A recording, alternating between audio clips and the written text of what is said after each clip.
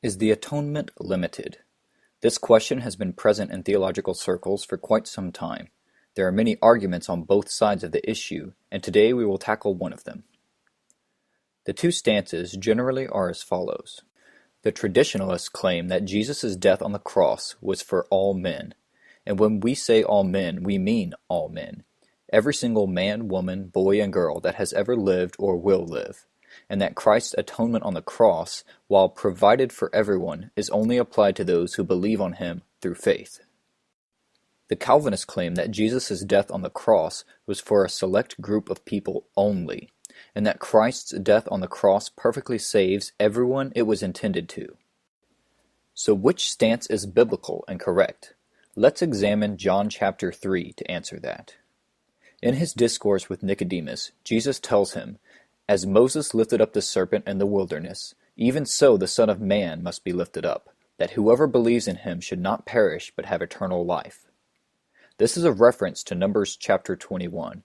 Here, the children of Israel were in the wilderness and complaining to Moses and God. As a punishment, God sent fiery serpents into the camp to afflict the people.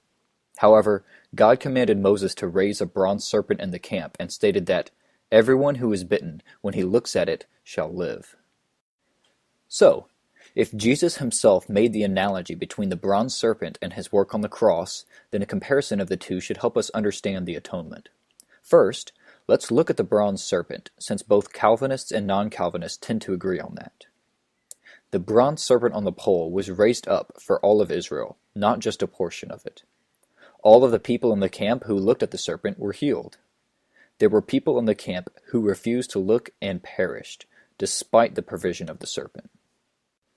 With that groundwork laid, let's look at this connection from the traditionalist point of view. The bronze serpent on the pole represents Jesus Christ on the cross. The rebellious camp of Israel represents the whole of mankind. Jesus was raised up on his cross for everyone in the world, not just a subset of people. All of the people in the world who look to him in faith are saved.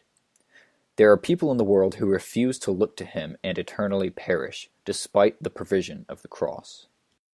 We can see that the similarities and connections listed here are consistent through and through. Now let's look at this connection from the Calvinist point of view.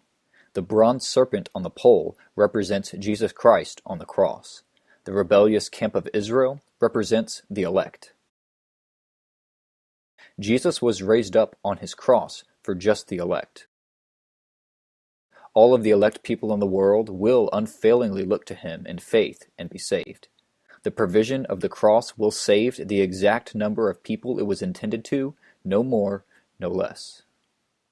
So, now that we have established this, let's see if the two versions on the atonement align with the two versions of the bronze serpent. If the bronze serpent was for all of Israel, as a traditionalist claim, and some of Israel perished anyway, then the cross was for all men, and some men perish anyway. This lines up just fine and is a consistent analogy. However, if the cross was only for certain men, and none of those men will perish, then why were there still people in Israel who perished, even though the provision of the bronze serpent was there? This does not line up and is not consistent analogy. To answer this question, we can look to another Old Testament story, the Passover lamb. The lamb was to be killed, and its blood spread on the doorpost of the house in order for the angel of death to pass by the family inside. If the family sacrificed the lamb but didn't apply the blood, death would still visit the house. A simple truth we can bring out of this is that provision of an atonement is not enough to be saved. The blood has to be applied. Since the provision of the bronze serpent in the wilderness to all of the children of Israel had to be applied on an individual basis through faith and looking, and could be rejected, then the provision of Jesus Christ on the cross to all mankind has to be applied on an individual basis through faith and can be rejected. If we take the Calvinist approach to Christ's atonement, we are forced to conclude that all of Israel would have looked on the serpent and been saved. That or Jesus made a bad analogy. Lastly, I'll leave you with this verse to consider, John 12:32-33. "And I, if I am lifted up from the earth, will draw all men unto myself. This he said, signifying by what death he would die.